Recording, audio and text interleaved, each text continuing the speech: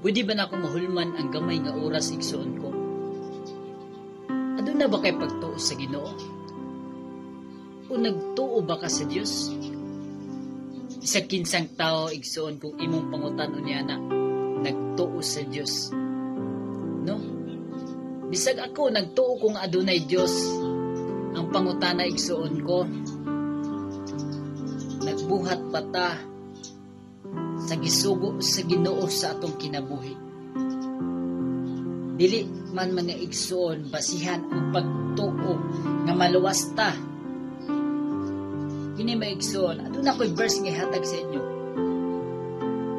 Atod pa diha sa James chapter 2 verse 17. Sa ingon usab ni ana, patay ang pagtuo kung kinibulag sa binuhatan. Dili lang day igo nga nakailata nga adunay Dios. Dili lang igo nga nagtuo ta nga adunay Dios. Ug mosunod ta sa binuhatan.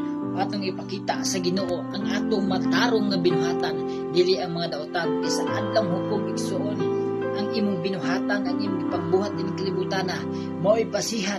Kay kung nagbuhat magaling kag daotan, ang imong samputan mao katong imperno nga nagdilaab. Pero ang nagbuhat kag maayo din kalibutana uban sa pagtuo, maayo ang imong kahimtang igsuon ko, kung makagabaton kag kinabuhi walay katapusan. Unta igsuon ko, makahatag kini sa imuha inspirasyon sa imong kinabuhi nga dili tay igo lang nga nagtuo ta nga adunay Dios sa atong kinabuhi.